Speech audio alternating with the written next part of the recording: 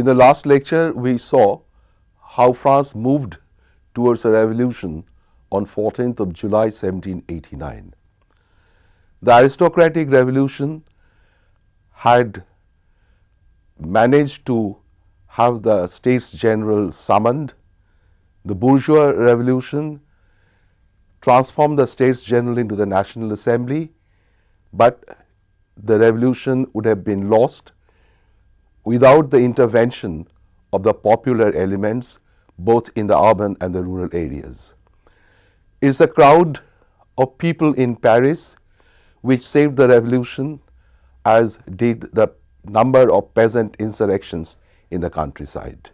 After the National Assembly started its session, between the 4th and 11th of August, a series of legislation destroyed what remained of the feudal regime in France. On 4th of August, Vicomte de Noailles made a series of proposals which, apart from destroying the feudal regime, established fiscal equality, equality of rights, freedom from arbitrary arrest, freedom of expression, etc. What was ended was the feudal dues which were so hateful to the peasants.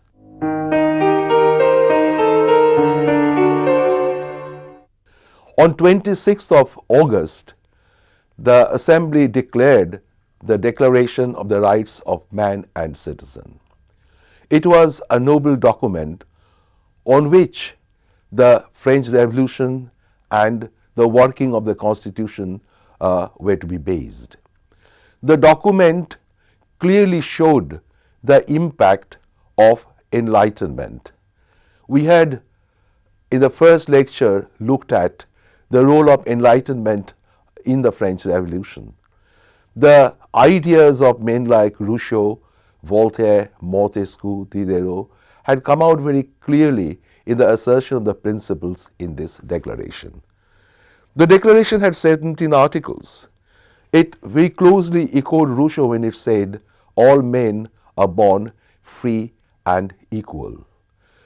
Some rights were described as imprescribable rights. These were liberty, equality, freedom from arbitrary arrest, freedom of expression and of the press, the right to own property. In fact, the right to own property was described as sacred, inalienable, and inviolable. The document also talked of the separation of powers amongst the executive, the legislative, and the judiciary, echoing here the ideas of Montesquieu. Law was to be enacted by an assembly which would be elected by the people, and law would be an expression of the general will. Sovereignty would reside in the nation, meaning the entire people, not on the king. So an entire new basis was created for the restructuring of France politically and legally and constitutionally. As Lefebvre has put it, proclaiming the liberty, equality, and national sovereignty, the document virtually announced the death of the old regime, which had already been put to an end by the intervention of the popular elements in France. It is important to note that this was considered by Michelet, an historian of the 19th century, as the credo of a new age. The king accepted neither the declaration nor the proposals for change which were mooted between 4th and 11th of August. There was still a fear and an anxiety amongst the people that the king and the aristocrats were still continuing their conspiracy to defeat the revolution. In October, there was a fresh insurrection. On 5th of October, people, particularly women, from the faubourg or the suburbs of Saint-Antoine and Les Halles, they assembled at the Hôtel de Ville, which was the town hall, and elected a leader, as one of the old Bastille hands as their leader, and marched to Versailles where the king was residing to bring back, in their own words, the baker, the baker's wife and the baker's boy. The allusion was very clear. They wanted the king as the provider of bread to come back. Forced with a popular fervor, revolutionary fervor indeed, the king was obliged to return to Versailles, to Paris, as did the assembly. The constitution making was started immediately. It took 2 years, and the constitution was promulgated ultimately in 1791. It affected different aspects of France's life: political, legal, economic, judicial, and legislative. It started by changing the title of the king. The king was known as Louis, by the grace of God, King of France and Navarre. It was now changed to Louis, by the grace of God and the constitutional will of the people, the King of the French. The nuances of this declaration is very significant indeed. It was clearly stated that the king was not the king of a territory, but the king was the king of a people. The constitution established a constitutional monarchy. Monarchy was not dispensed with. The king still retained sufficient power. He was given a civil list of about 25 million livres, which was substantial. He had the right to appoint the ambassadors, the ministers, the generals, etc.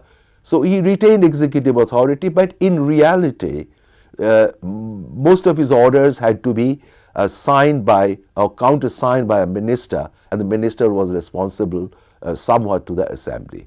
Though the assembly was not proposed to be like a parliament, but it was also given substantial power.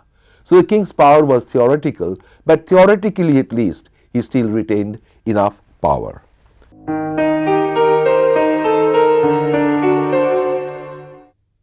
We come to the legislature. There would be a single chamber legislature. It would be called the Legislative Assembly. It is when we come to the question of the political nation that was to select or elect this legislature that we clearly see the impact of the bourgeois domination. The bourgeoisie, as the most articulate, the most important part of the third estate, clearly had the lead in doing this. The entire people of France were divided into two categories: active citizens, those who had property, and passive citizens, those who did not have property.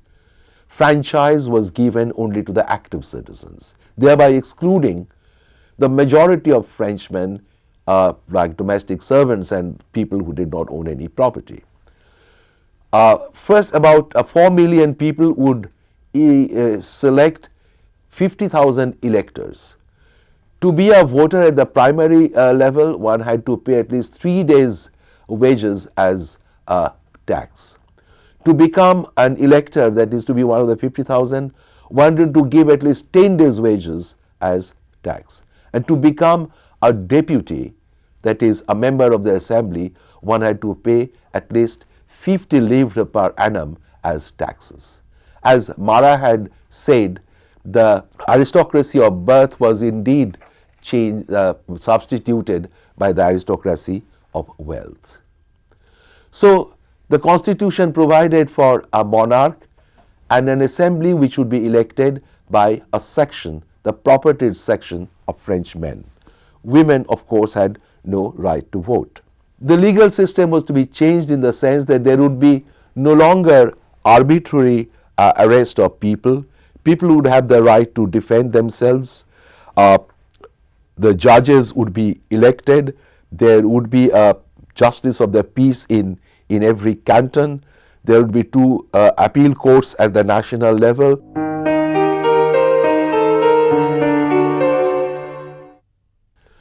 France earlier had administrative anarchy. in the sense there were different kinds of provinces.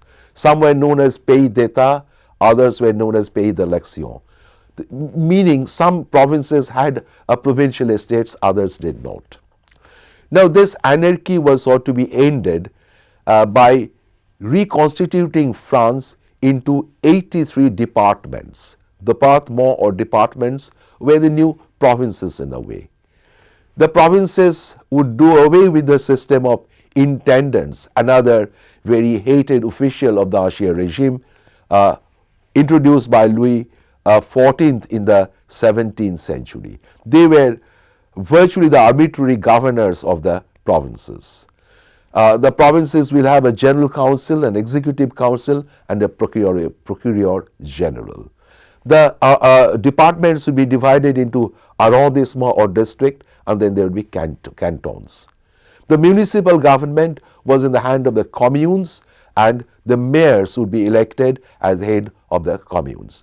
So there was decentralization, but as we shall see later, the decentralization was probably carried a little too far. There wasn't enough financial or fiscal provision for the provinces, and there had been a certain lack of coordination between the central government and the provincial governments. Now there was a proposal that this can be changed by the confiscation of the church property. Talleyrand, a bishop, had first mooted this idea. That this might bring about a lot more money than the state would be obliged to spend on the church if the church property was confiscated. Now, this appeared a very attractive idea, and all church land had been confiscated. It is significant to remember the church owned as much as 1/3 of landed property in France during the Ancien regime. Now, this huge amount of land came into the market. This was known as the biens nationaux, or the national property. They were to be sold by auction, and against this church property, the assembly decided to issue achiens, or paper currency. It was probably not a very wise move. Indeed, Marat had warned against this, but no one heeded his advice. The assignat, or the paper currency, became essential to pay off the creditors of the state. But very soon, it seemed that the value of the assignat was falling. It fell to 87% of its value by July 1791, and it was to fall farther in course of the next years. With regard to the economy, the assembly would have preferred free trade and a removal of control. The toll barriers were removed. Grain trade had been freed earlier, and trade was freed. This obviously helped the bourgeoisie, but the free trade of grain had other implications. It meant that without any control, the prices would also be determined by the market, and that might militate against the interests of the people who were affected by the rise in the bread prices or prices of grain. So this is a point that the assembly could not entirely give their mind to.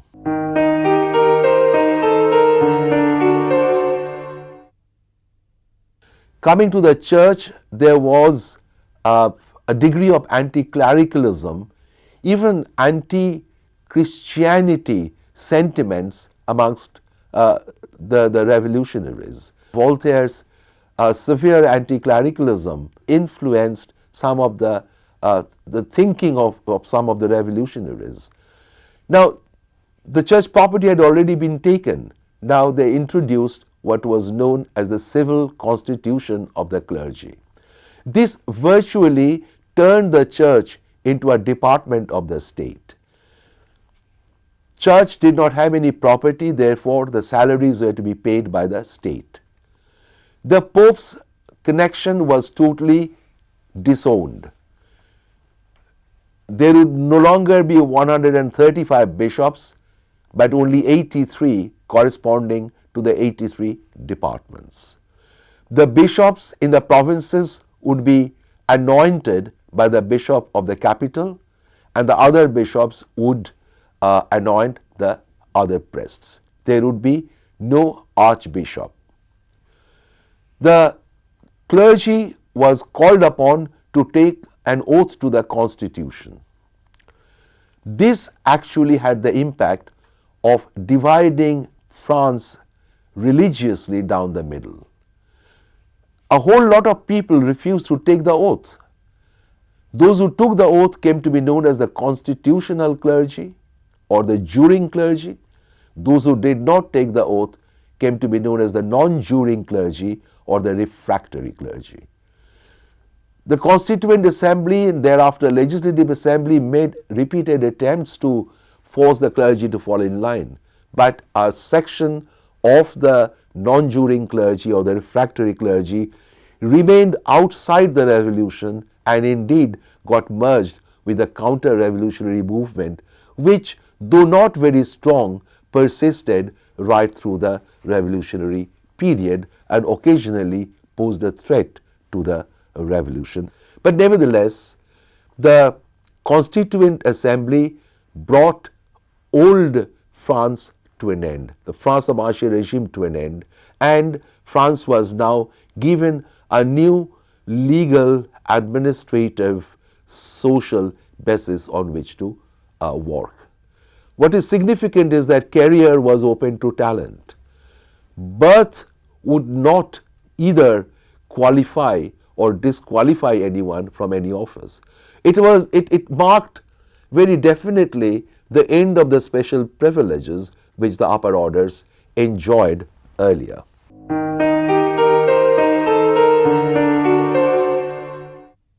While the Constituent Assembly was in session, a few disturbing trends could be seen. One was the possibility of a war.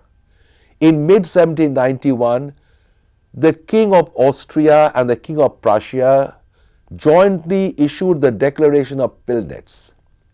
In this they said that if there was any attempt on the life of the king, the European powers would form a coalition and intervene in France.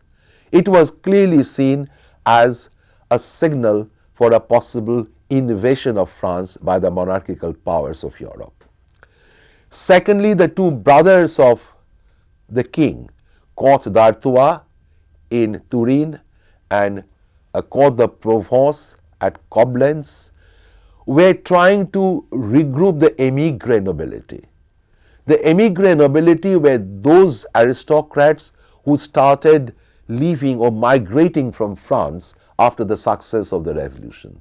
They were quite a handful. And it was widely suspected that this émigré nobility, the two brothers of the king and the monarchical powers of Europe, were conspiring, and they were being aided by the possible upsurge of the counter-revolutionary emotions inside France. There were such indications already. There was a gathering of one of the clubs, the Cordelier Club, at a place called Champ de Mars, or the Field of March. The National Guard opened fire and killed quite a number of people there, injuring many more. Now, it indicated that that stability, political stability, had not yet been achieved in France, that the revolution still had reason to fear from counter-revolution, from monarchical aristocratic conspiracy. And this is how it continued. War had virtually started, and in 1792 there was, in April, there was a declaration of war. Now, while on the one hand we have seen there was this fear of conspiracy of the émigré nobility and the monarchical powers, on the other hand, inside France there was a degree of radicalization. The people who had really propelled the revolution towards success were watching closely. The faubourgs or the suburbs were buzzing with activity. The sections of Paris and the Commune, they were the hub of revolutionary activity of the revolutionary people of France at least. Jean-Paul Marat's journal, L'Ami du Peuple, the friend of the people, or Jacques Hébert's Le Père Duchesne, the father Duchesne. These were very popular newspapers and were propagating radical views about this time. The Parisian crowd also mingled with each other and with the leaders in the various clubs and political societies that had come up. And it had been, for example, the Jacobin Club, the Cordelier Club, and the other club. What really catalyzed the whole thing was the king's attempt to flight. He tried to leave France, was caught with his family at Varennes, and was brought back. Now, in the assembly, there were three groups, the Girondins and the Mountains. The Mountains were called mountains because they occupied the high benches. Now, and in between them were the plains. The Mountain were the radicals. They were with they had the support of the people, the Jacobin Club particularly. And now economic crisis was continuing. The king tried to leave France. The war was continuing. The war had started well for France, but very soon it started going against France. It is around this time that the people decided to act once more. There was an insurrection on 10th of August. The radical sections of Paris, they got together at the Hotel de Ville or the town hall and decided to create the revolutionary commune. That was the municipal government of Paris. The assembly was forced to recognize it, and on 10th of August, they attacked the Tuileries Palace. The king left the Tuileries Palace and took refuge in the assembly chamber, and the assembly decided to suspend the king for the moment. Thus, this insurrection of the 10th August was a culminating point of the revolutionary mobilization of Paris and a response to the fear that the revolution was being threatened by royalist conspiracy. The king's decision to try and flee France had really brought this together. The economic crisis was continuing, and there was a gradual radicalization of politics in Paris at least. There were echoes of this in the provinces as well. The Girondin ministry was still in power, but actually gradually the entire authority came to the hand of the Paris Commune, the revolutionary commune. And it's the left-wing, the Mountain or the Jacobin deputies who were calling the shots now. They tried to take action against the émigré nobility, saying that they must return or their land would be confiscated. They once again passed a law asking the people, the non-juring clergy, to take the oath again, otherwise the action would be taken against them. The king vetoed all this, and that was the last straw. It was now decided to destroy the monarchy and overthrow the monarchy and to establish a republic in France. A new assembly would be elected. It would be known as the National Convention. It would be elected on the basis of universal adult male suffrage. All people, not based on property, not property-based franchise, but universal adult male suffrage. And on 22nd of September, the monarchy finally came to an end.